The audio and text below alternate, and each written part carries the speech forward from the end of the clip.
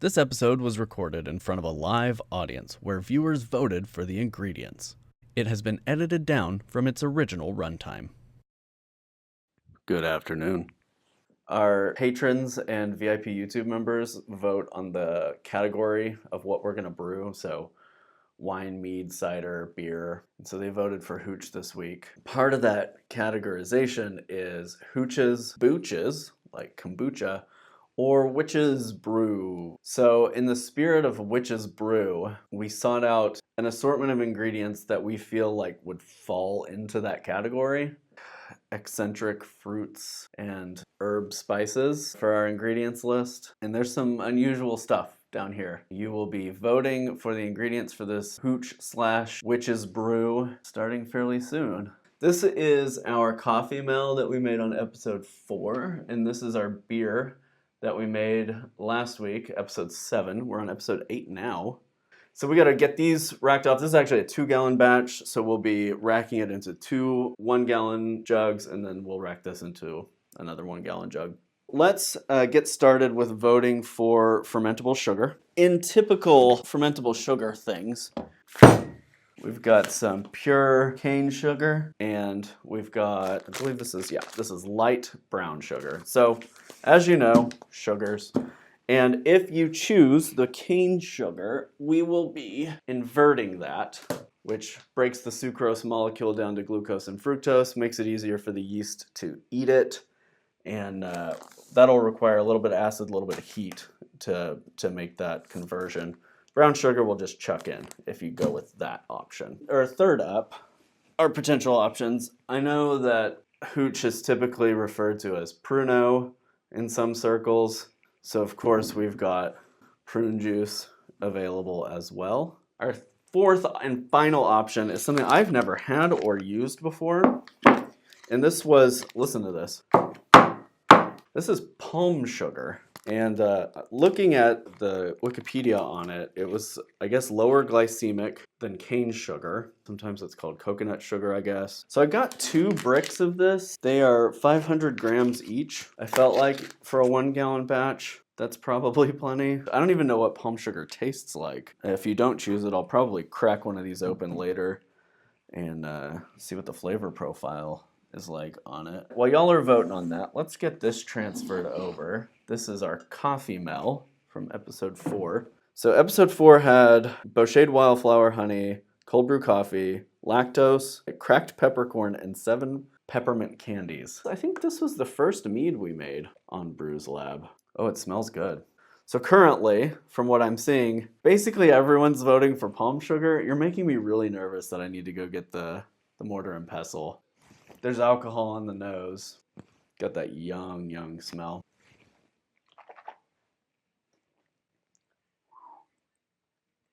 It is dry.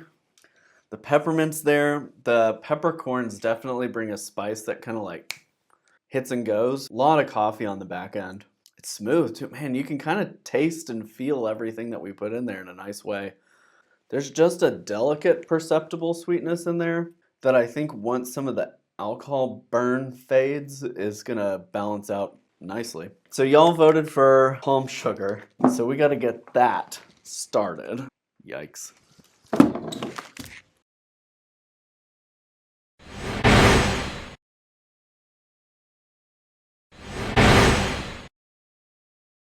Do you think we can melt it? That is the question.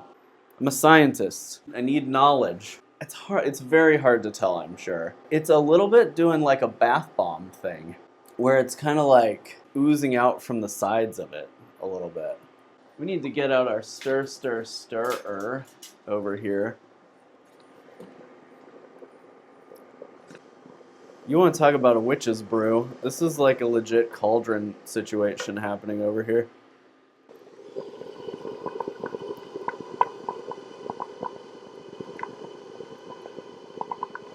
Box number 2. First ingredient, you might recognize this from a recent episode, mugwort. In all honesty, mugwort sounds like Hogwarts, and so that's why this ended up in this box. It reminded me of witches and wizards, so mugwort. We talked about this, I think it was on the beer episode if I recall. I think that mugwort has kind of a minty, just a delicate minty herbalness to it. It's used often in Groot, so it's like a hops replacement for beer. It does the bittering, it brings some of that tannic value, and presumably has some antiseptic value.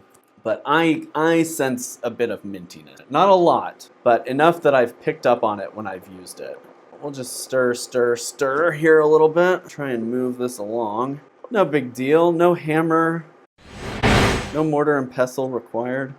Okay, second potential ingredient. We've got a golden dragon fruit. They had pink and golden, and I think we've had a pink one on the show before, so I went with golden instead. Our third option, these are lotus nuts in syrup. I thought if you're going for like an Eye of Newt visual, these a little bit fit the bill. I've never had lotus nuts, to my knowledge. All right, we've almost got ourselves a syrup here. I can't read most of the label, but I do ID that there are 5 servings in here and 22 grams of sugar per serving. There's about 100 grams of sugar in this can that would be added to this situation also. And then last option, this one I chose because when I saw the package and saw how like fingery they looked, I said, yeah, we'll do this one. So these are bamboo shoots. Like, don't these look like something that you would see floating on top of a witch's brew? Presumably these don't have a lot of sugar, but would have some flavor. Bamboo shoots, water, gluconic acid, citric acid, vitamin C, and something called sodium hexametaphosphate, which I'm going to presume is a preservative, but also just not worry about. They have a small amount of sodium, not many calories, not any sugars, but they're fun looking. Look at those. Those are your 4 options. We have made a syrup with our palm sugar, which I think looks great. Look at that. You can get to voting while we go ahead and get this beer racked off. We've got 2 similarly filled vessels here. All right, let's try a little hazy beer. Did we go with mugwort? Okay, mugwort, got it. This would be a good time for you all to start doing a little Googling and determine how much mugwort you think this brew is going to need. Huh, it's malty. That Maris Otter comes through really nicely. It's got some toffee, just a little bit of toffee in there. Not as much, I mean, there is bittering. There's bittering that hits the sides of the tongue, but not as much bittering as I thought there would be. And the hops character is slightly grassy, but there's like a floral overtone that hangs over the hops profile. It is subtle though. I would not call this a hop forward beer at all, even with that nearly week-long dry hop. It retained a good amount of sweetness, not like a lot. It's not like, but you can tell that there's some residual in there. I'm tempted to like pour out a sample and take a gravity reading, but I'm gonna guess it's probably 101, 101.5, somewhere around there. I feel like I want more interest in it. I'm a little bit tempted to just leave one as is, because it is like light. I think this will be a good sipper, but do something to bulk up one of them more. Paulus's buckwheat honey. When in doubt, buckwheat honey. It's my solution to everything. So we've got our syrup, we've got our mugwort. We need to open up our 3rd box. Here's box 3. Where's my chair at? Have meaningful discussion when it comes to the ingredients that we choose, because that's part of the fun of BrewsLab, right? Is that like we're taking a lot of ingredients that you typically wouldn't. I mean, who the hell's ever going to put mugwort and palm sugar together, right?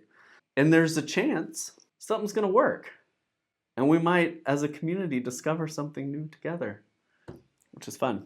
AKA Drama Queen. You got it. You got my number. So in here are 4 relatively similar things. This is sorrel. Now, I'm not sure what the flavor on this is, but my understanding, if I recall from what I read, there are variants on this that have like lemony flavors. So if y'all want to Google and discuss what dried sorrel might bring to the menu, their recommendation here is in a container, pour 4 cups of boiling water over sorrel and ginger, cover mixture and let it steep for 4 hours. Sweeten with sugar or honey.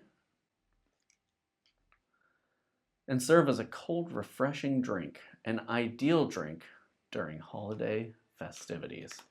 Presumably, the sorrel is going to bring a ton of color. Second potential option, this one you'll probably recognize from a previous episode, is rose hips.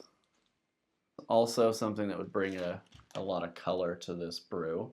I've never had rose hips. I guess they're like a berry that's like flaked. Little eye of newt, a little rose hip, a little sorrel. Sneak says sorrel is a Caribbean name for hibiscus flowers. That's interesting, because these don't look anything like hibiscus, and they were packaged in Bangkok. I don't know anything about the flavor of sorrel. They look cool. Third option, this was interesting. I've never actually seen this in a store before. Dried honeysuckle. Those of you from more southern parts of the United States are probably familiar with these. They grow like a weed here. Honeysuckle, you know, you pop the little stamen out, suck the nectar out. I've never seen them dried like this before. So these are obviously going to provide a strong like nectar honey flavor. I don't know if it'll be enough to compete with mugwort and palm sugar, but possible. Last option. This one just feels like the most witch's brew out of all of these, I think. I had no idea that these were edible, but these are dried chrysanthemum. My mother's favorite flower. Come to think of it, I guess these are probably what they sell as like edible flowers for salads, right? I have no idea what flavor that would bring. If you're serving this as a tea, it says to put the tea in the cooler and serve as iced tea with better taste. So I guess this is better cold than it is hot. So these are your options. So while y'all are voting on that, I think it's important that we get our syrup into our fermentation vessel. So I'm going to pour a little bit more of our water in here to cool it down. We'll probably check the temperature.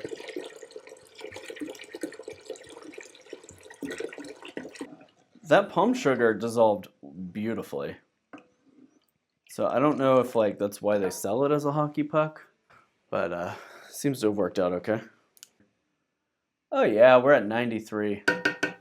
That's wonderful. So I've got a sanitized carboy here. We'll go ahead and get this mixed up. Looks like honeysuckle is up. This is the part where things get fun.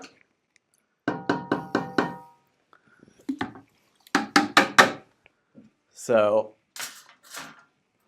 y'all out there in TV land, hold your breath for a minute.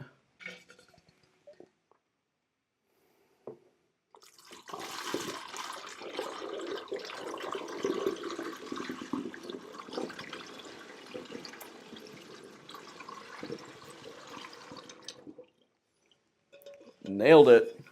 I went for years not having a giant brewing funnel, and I will never go back to that life.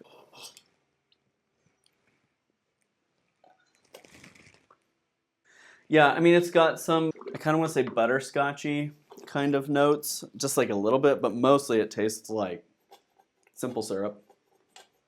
I mean, there's like a small amount of like a cream soda kind of vibe happening, which obviously all the sugars are going to ferment out, but it's interesting.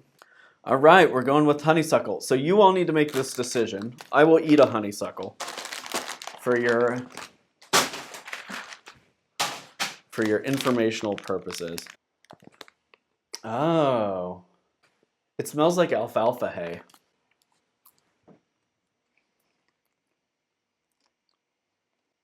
Ooh, it's herbal. It's got a very delicate sweetness to it. It does taste like honeysuckles, though. It tastes like the ones you'd get in your yard.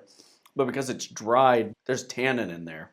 You get that, like, you know how people say young mead tastes bitter? Well, obviously, in large part it's because it's typically dry.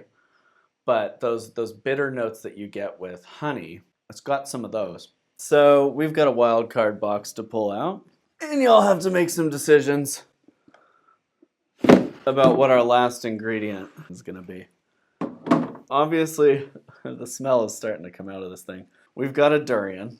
I made a durian wine one time. It wasn't good, wasn't great, but it turned out to be kind of just like a little cidery, kind of funky white wine.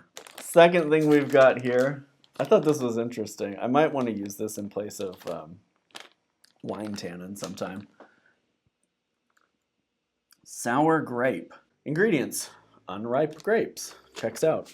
So it's like a grape that's been powdered, which I feel like is in the vein of wine tannin. Kind of looks like cumin. I may have sour grapes if y'all choose the durian.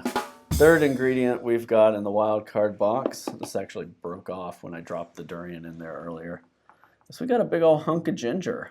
And I think ginger, I know y'all want to see me crack open a durian, but I think ginger would pair really nicely with the honeysuckle and the mugwort. With this kind of toffee butterscotchy thing going on, I think that's a flavor combo that could actually work rather well. Ginger would be nice. We chose the other ingredients to go with durian. Look at that thing. Look, it's a monster. Look at it compared to the durian. Look at this. Hold on. So that way you can compare. Last but not least, in the vein of things that you might see in a witch's brew. Can you see that? Hard to see it. These are ginkgo nuts. It's ginkgo nuts and water. No preservatives. Y'all know the choices. I'm going to let you debate for just another second before I have Rob put that poll up. And you know, you're asking, can we have both? Can we have both? You could vote that poll to a tie. Put a little bit of both in there. All right, we're going to put all the honeysuckle in.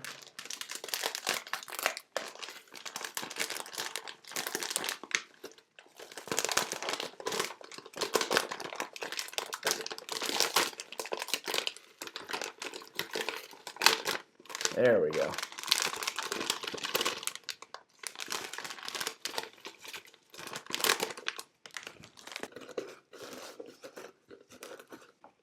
You ever see those flower tea balls where it's like a little ball and then as it steeps in the tea, it turns into a flower? It kind of looks like those. All right, that was 1 ounce of honeysuckle. Currently, ginger is in the lead. You are nearly tied, durian versus ginger. It seems like ginkgo nuts and sour grape powder are going to go back in the mix. Here's our durian. Allegedly the world's smelliest fruit. It's the only fruit that I've ever seen banned from a hotel. It is currently 50-50. 14 votes each for durian and ginger. If you choose durian, I am definitely opening the window. 7 grams. Do I think I can fit all of it in? So for those of you who have never opened a durian, it's deceptive. There isn't as much fruit inside as what you might think there is. It's more shell than it is fruit. Holy smokes, you scared the bejeepers out of me, Anna. Anna's here, everyone. Hi, Anna. Currently, we've got palm sugar. Yeah. And honeysuckle. I'm weighing out the mugwort now. It's proving to be quite messy. All right, 7 grams of mugwort. So currently they're voting, and they're trying to tie the vote relatively successfully. It's currently at 50-50, so that we would do ginger and durian both. Wow. I think ginger is the better flavor complement to these things, but they want me to puke. I don't know if you could hear her, but she said, but they want me to puke. Paula says, Anna, run. This is the most votes a poll's ever gotten on BrewsLab, by the way. 60 votes. Impressive, impressive, impressive. Okay, bye. Bye, Anna. Bye, Anna. I don't want to be here. You don't want to be here for this?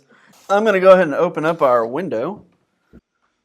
There is just under a pound. 15 ounces, 15.89 ounces. So basically a pound of ginger. I'm gonna open up the durian. You all figure it out. We'll try and shove it all in there. I'm just worried that we're gonna have no room. Okay. It's been a while since I've opened one of these up. So durian kind of splits open on veins, and you can kind of see where those veins run. There.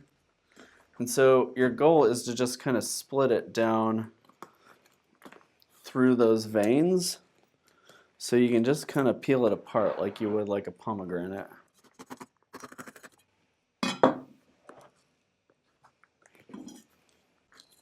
Whew. There it is. You know what they say, cut toward your buddy so you don't get bloody.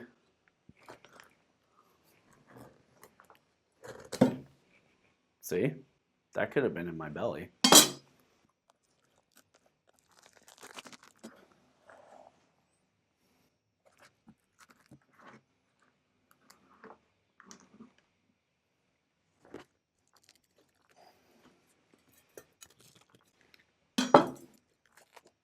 Ooh, we got a big one in here.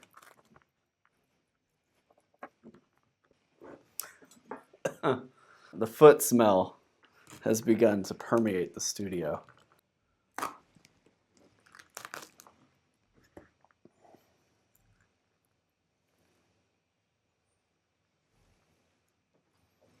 Okay.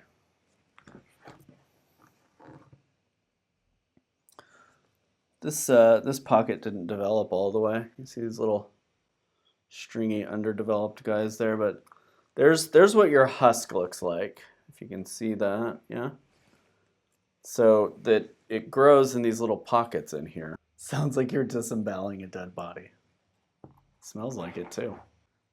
Okay, the consensus it looks like is add the durian and then add as much ginger as we can fit in there, or ginger in secondary. Flail Snail says that's a much more logical way of opening one. I just hacked it in half with a machete. This is the durian we have. Let's get our husk out of here. Ginger in secondary. So you want me to pop this ginger in the freezer and we'll just worry about it when we rack this off? Y'all are gonna have to remind me if that's what we do so I have it in here that day. This is durian. This is how it looks. And when I said like banana pudding, that's kind of the texture of it too here.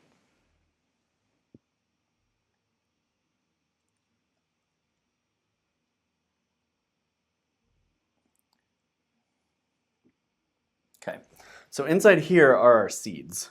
Pulp surrounds the seeds. There's what a durian seed looks like.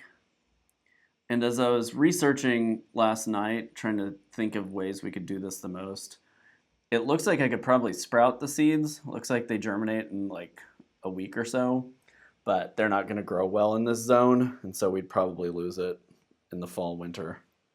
I guess I'm gonna have to check the seeds. This durian, for those of you curious, cost $9.45 at the Asian market yesterday. It was one of the smaller ones they had. They also sell the durian pulp in the freezer section, but it's not as dramatic as opening one up. And every now and then they'll have durian ice cream in their freezer section too. The ginger I will put in the freezer and we'll bring that out next time. Little Bob Ross thing happening back here.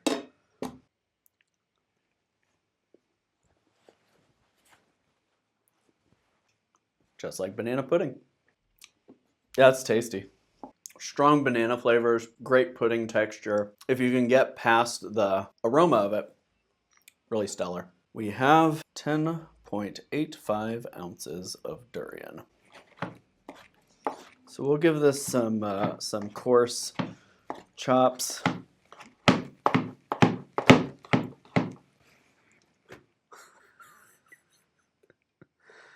Just kind of ploops in there. Paula says you'll have to use Bonanza yeast now. Actually, you'll have a choice. I felt like in the interest of hooch things, EC1118 would be a good choice for this brew. But I'm also going to give you the choice of Imperial Yeast's Paramount W04. Attenuation 90 to 100%. My understanding, Rob, correct me if I'm wrong on this, but this is a hard seltzer yeast, I believe. Should you use a pectic enzyme? Maybe. We've been trying to keep the brews on BrewsLab kind of beginner friendly.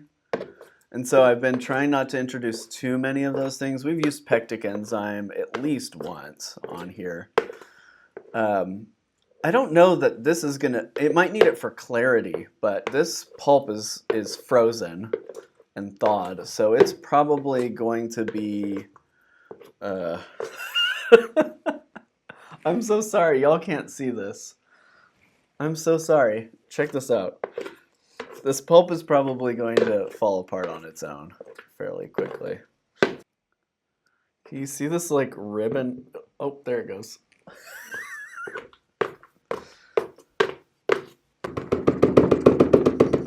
Let's add a little water.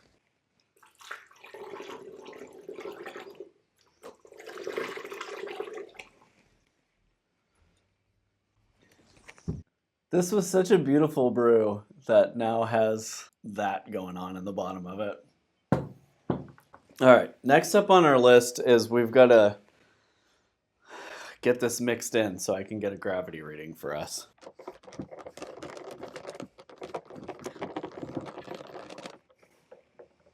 There we go. I've lost my graduated cylinder. I'll probably put a blow off on this. Oh good, it is floating in here. Any guesses at our starting gravity? I will say the starting gravity is higher than I was expecting. But I'm going to guess it's probably from starches or something in the Durian. Looks like we're going with EC1118. I think it's probably a good choice. It's probably the more aggressive choice. So it was at 1.100, right on the line. All right, so we're doing EC1118. I'm gonna pitch the whole pack in here. I'll probably need to rig up a blow off. I'm gonna take this and ferment it out in our garage. So I'll just airlock it for now, but later on today when I'm feeling more ambitious, I will rig up a blow off. Okay, so today we were able to rack off a beer. We were gonna make some decisions in the Discord server over the next week on what we wanna do to flavor one of those batches of beer. Maybe with some buckwheat honey or molasses or some zest. We also racked off our coffee mill, which I think has a lot of promise. It tasted really good. So once that fermentation funk dies down a bit, I think that's gonna be really nice too. Additionally, we mixed up a hooch / witch's brew. So I just filled our S-shaped bubbler here with a little bit of stars in from my spray bottle. Our yeast is mixed in. This is taken on a weird yellow-green kind of color. And like I said, this will live in the garage for a couple weeks as it ferments. We'll see where it goes from there. So this has been BrewsLab. Thank you all for joining me. Look at this weird separation we're starting to get on that. That's fun. And I appreciate y'all coming and voting, supporting the channel. I want to show some love to our patrons and VIP members. Thank you all for supporting the show. And if you want to vote on style each week, you know, whether we're going to make a mead, a wine, cider, a beer, hooch, joining one of these, either by becoming a patron or a VIP member, allows you access to the private Discord channel for members, but also it opens you up to vote on the style too. So you can be a part of that if you would like to, and it supports all this nonsense. So it's a good time. So thank you all. Have a wonderful weekend. Stay warm, stay safe, and happy drinking, happy brewing, and cheers.